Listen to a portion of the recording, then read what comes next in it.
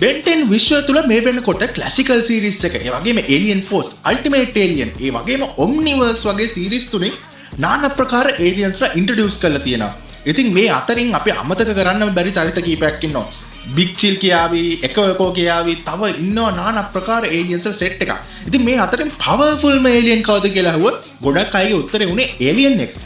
ඒ වගේම කැමතිද දැනගන්න Alien X අමතරව Ben 10 බලවරලෝසු ඉන්න තවත් පවර්ෆුල් ජීවීන් කීප දෙනෙක් ගැන. එහෙනම් එකතු වෙලා ඉන්න අහිප්සෝන් අලුත්ම වීඩියෝ එකත් එක්ක ඔයා මේ වීඩියෝ එකට ගොඩාක්ම කැමති වෙයි. ඒ වගේම ඔයා Ben 10 බලවරලෝසු ඇතුලේ ඉන්න ප්‍රියතම alien කවුද කියලා පහලින් කමෙන්ට් එකක් දාගෙන යන්න අමතක කරන්න එපා. එහෙනම් වැඩි විස්තර නැතුව ජොයින් වෙමු අපේ වීඩියෝ එකට. Humongosaur. එහෙම නැත්නම් අපි මෙයාව මහා උරග තැවැත්තෙක් කියලා හඳුන්වනවා. ඇත්තටම මෙයා ඇවිල්ලා පිටසක් වල ඩයිනෝසර් කෙනෙක්. මෙයාගේ වර්ගය තමයි Voxosaurian කියලා කියන්නේ. මෙයා ජීවත් වෙන්නේ ටෙරාඩිනෝ කියන ග්‍රහ ලෝකේ. පෙනුමෙන් නම් මනුස්ස උරගයෙක් වගේ වෙනවා. ඒ වගේම මෙයාගේ තද දුමුරු පාට හැමකින් තමයි normal form එකේදී මෙයා ඉන්නේ. හැබැයි ultimate Humongosaur වෙනකොට මෙයාට හැම තද කොළ පාට වෙලා මෙයාගේ පිටට මාරම ශක්තිමත් කටු තියෙන ඉබි කට්ටක් වගේ shell එකක් එනවා. ඒ වගේම මෙයාගේ වලිගයත් ටිකක් වෙනස් වෙලා කටු බෝලයක් අග්ගිස්සට එනවා. මෙයාගේ හැකියාවන් සහ ශක්තියින් ගැන බැලුවොත් මුලින්ම අපිට මතක් වෙන මෙයාගේ ශක්තිය. මොකද මෙයාට හැකියාවක් තියෙනවා ගොඩාක් බර වස්තුවක් වුණත් පෘථිවිය ආසන්නයේ කක්ෂයට පවා විසි කරන්න. ඒ විතරක් නෙමෙයි මෙයා කිසි ගේමක් නැතුව DNA aliens ලගේ ships පවා විනාශ කරපු අවස්ථා තියෙනවා. මීට අමතරව Humongosaur කියලා කියන්නේ Crystal Sapiens ලා වගේ කට්ටියට වඩා ගොඩාක්ම ශක්තිමත් කෙනෙක් කියලා කියන්න පුළුවන් ගොඩක් අවස්ථාවලදී. මීට අමතරව අපි තව පවර්ස් ටික කෙටියෙන් හඳුන්වගෙන ගියොත් මෙයාට මෙයාගේ ශරීර ප්‍රමාණය බර අවශ්‍ය විදිහට අඩු සහ වැඩි කරගන්න පුළුවන්. ඊළඟට මෙයාට ස්පේස් එකේ සර්වයිව් වෙන්න පුළුවන්. හල්ක් වගේ ගොඩාක් පිමි පනින්න පුළුවන්. මෙයාගේ වලිගයත් මාර විදිහට ශක්තිමත්. ඊළඟට මෙයාට ෆයිටින් කරන්න හැකියාව. මෙයා තව ඕනම කියන්නේ ගොඩාක් ලොකු පවර්ෆුල් පවර් සර්ජස් පවා දරාගෙන ඊට එරෙහිව ගමන් කරන්න මෙයාට හැකියාව තියෙනවා. ඊට අමතරව මෙයාට shock waves, earthquakes පවා ජෙනරේට් කරන්න මෙයාගේ ශක්තියෙන් හැකියාවක් තියෙනවා. ඉතින් මෙයාගේ දුර්වලතාව ගැන අපි පොඩ්ඩක් කෙටියෙන් කතා කරන්න ඕනේ. මේ අතර මූලිකම දුර්වලතාව තමයි මෙයාගේ ස්ට්‍රෙන්ත් එක සමහර අවස්ථාවලදී ලිමිට් වෙනවා ගොඩක් ෆයිට් කරනකොට. මෙයාට laser beams වලට neuro shock blasts වලට වගේ මෙයා vulnerability එකක්. ඒ කියන්නේ දුර්වලතාවක් දක්වනවා. ඉතින් මීට අමතරව ඉලෙක්ට්‍රිසිටි එක මෙයාගේ දුර්වලතාවක්. ඊළඟට අන්ඩර් වෝටර්, ඒ කියන්නේ වතුර යට හුස්ම ගැනීමට මෙයාට පොඩ්ඩක් අපහසුතාවක් තියෙනවා. තව මෙයාට හරියට පහර දුන්නොත් මෙයාගේ දන හිස් සහ කකුල් ප්‍රදේශයන් වලට තුවාල කරන්නත් අවස්ථාවක් තියෙනවා. හැබැයි මෙයාව අන්ඩර් එස්ටිමේට් කරන්න එපා. මොකද ෆයිට් එකකදී මෙයා ගොඩක්ම ලොකු පවර් හවුස් චරිතයක් වෙනවා. aliensලා ලිස්ට් එකේ ඊළඟට ඉන්න alien ගේ නම තමයි feedback කියලා කියන්නේ. මෙයා අනිත් alien ලට වඩා මාර්ම වෙනස් alien කෙනෙක්. ඒ වගේම Ben වැඩිම මාරයක් පාවිච්චි කරපු alien විදියට නම දරන්නේ මෙයා තමයි. මොකද අවුරුදු 11 දී classical Ben 10 series එකේ ඉඳලා පාවිච්චි වුණ කෙනෙක් තමයි මේ. හැබැයි මෙයාව අපි පළවෙනි වතාවට දකින්නේ Omniverse කියන series එකේදී. Omniverse series එකේදී පොඩ්ඩක් Ben ගේ history එක සමහර තැන් වලින් පොඩ්ඩ වෙනස් කරලා තියෙන නිසා ඒක කියන විදිහට නම් මෙයාව පරණ series එකේ ඉඳලම Ben use කරලා තියෙනවා. මෙයා ඇවිල්ලා conductoid කියන ජීවීන් වර්ගයට අයත් ජීවීන් විශේෂයක්. ඉතින් මෙයා ඉන්නේ Tesla OI කියන nebula එකේ. ඒ වගේ මෙයාගේ ස්වරූපය ගත්තොත් කළු පාට සහ කොල්ල පාට තියෙන හමක් එක්ක තමයි මෙයා ඉන්නේ. ඊළඟට මෙයාගේ ඔළුවේ ඇන්ටනා දෙකක් තියෙනවා. ඒ වගේම වලිගයක් තියෙනවා. මේ ඇන්ටනා සහ වලිගය අග්ගිස්සේ ප්ලග් වගේ දේවල් වලින් තමයි මෙයාගේ නිර්මාණය වෙලා තියෙන්නේ. ඉතින් මෙයාගේ ශක්තිය සහ හැකියාවන් ගැන කතා කරනකොට මෙයාට පුළුවන් ඕනම බල ශක්තියක් අවශෝෂණය කරගන්න.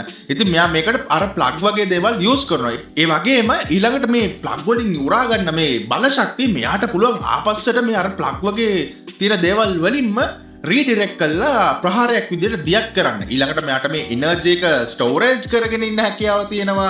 ඊළඟට මෙයාට පුළුවන් වෙනවා ඇබ්සෝබ් කරගන්න බල ශක්තිය ගබඩා කරලා තියෙනකොට ස්ටෝරේජ් කරගෙන ඉන්න බල ශක්තියයි ඊළඟට අලුතෙන් උරා ගන්න බල ශක්තිය දෙකම එකතු කරලා අමුතු ආකාරයේ ප්‍රහාරයන් දියත් කරන්න. ඊළඟට මෙයාට ලයිට්නින් ස්ට්‍රයික්, එනර්ජි බෝල්ස් හදන්න හැකියාවක් තියෙනවා.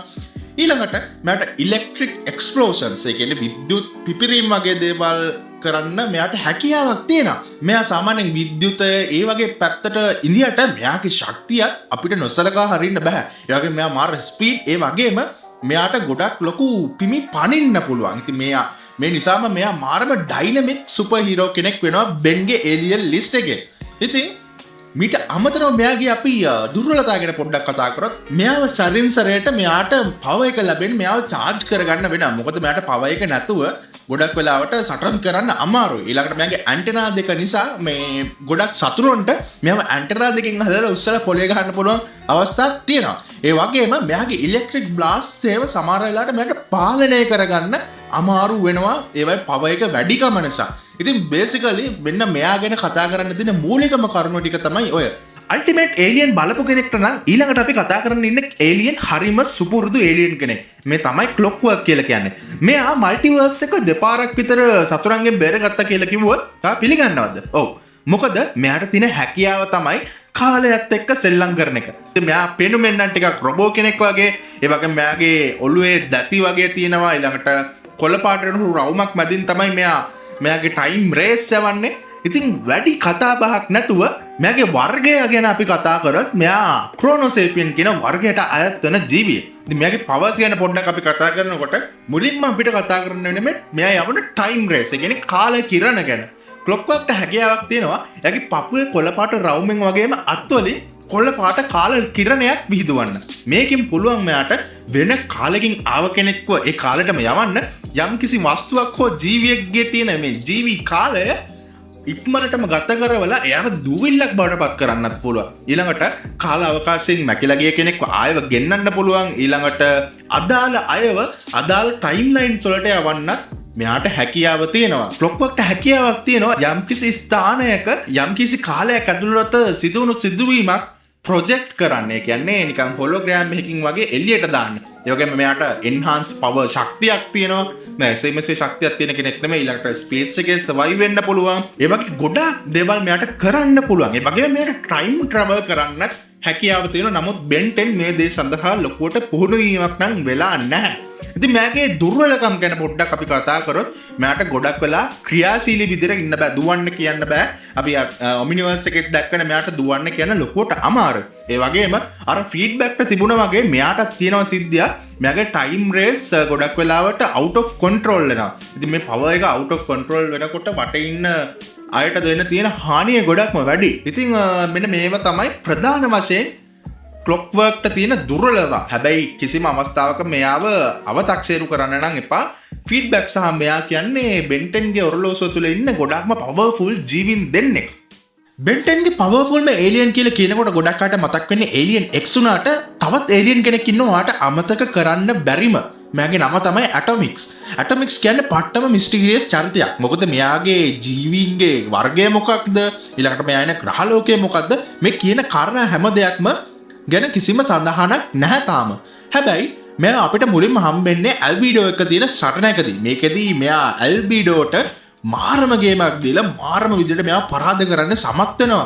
මෙයාගේ හැඩරුව ගැන පොඩ්ඩක් කතා කරොත් මෙයා සුදු පාට රොබෝ කෙනෙක් වගේ. ඒ වගේම මෙයාගේ ඇඟ ඇතුලේ කොළ පාට කෙමිකල් ද්‍රාවණයක් ගමන් කරනවා කියලා අපිට පේනවා. ඒ වගේම මෙයාගේ පර්සනැලිටි එකෙන් මෙයා ටිකක් මොළ කකුලොස් එහෙම නැත්නම් බ්‍රේන් ස්ටෝම් වගේ. මෙයා කතා කරන්නේ හරිම ඔෆිෂියල් ලැන්ග්වේජ් එකකින්. මෙයාගේ ආතල්ම සිද්ධියක් තමයි මෙයා සටන් කරනකොට එක්තරා ආකාරයක වචන සෙට් එකක් කිය ගායනයක් කරනවා වගේ තමයි සටන් කරන්නේ. ඒ තමයි හාමීනා කියන වචන සෙට් එක. මේක මම කියනවට වඩා ඔයා කාටුන් එක බලනකොට නම් මේක මාරම ආතල්. ඉතින් මෙයාගේ පවර්ස් ගැන පොඩ්ඩක් කතා කරොත් මේ ඇටොමික්ස්නේ. ඇටොමික්ස්ේ නමට අනුව මෙයාට පරමාණු නාස්තික ශක්තියක් තමයි මෙයාගේ ඇඟේ තියෙන්නේ. ඉතින් මේ කෙමිකල් සහ මේ නාස්තික බල ශක්තිය නිසාම මෙයාට පුළුවන් ඇටොමික් බ්ලාස්ට්ස් ඇති කරන්න, ඊළඟට ඇසිඩ් වගේ කෙමිකල්ස් නිර්මාණය කරන්න.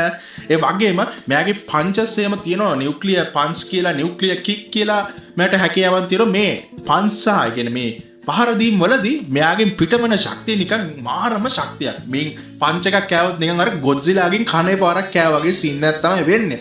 ඒ වගේම මෙයාට තියෙනවා පවර් එකක් නියුක්ලියර් විනර්, නියුක්ලියර් එක්ස්ප්ලෝෂන් කියලා. ඒ කියන්නේ නියුක්ලියර් විනර් එකකින් වෙන්නේ එක්තරා ආකාරයකට අයන් මෑන් ගේ ආක් රියැක්ටර් එකකින් පිට වෙනවා වගේ ශක්ති කදම්බයක් පිට වෙලා කෙලින්ම වටේ ඉන්න පදාසෙම ඉන්න එනිමීස් ලව නොකවුට් කරලා දාන්න මෙයාට හැකියාව තියෙනවා. ඉතින් මේ වගේ තම මිට අමතරව මෙයාට ෆ්ලයිට් ඇබිලිටි එක කියන්නේ මෙයාට පාවෙවි පියාඹන්න පුළුවන් හැකියාවක් තියෙනවා. ඊළඟට මෙයාගේ ස්පීඩ් එක පට්ටම වැඩි.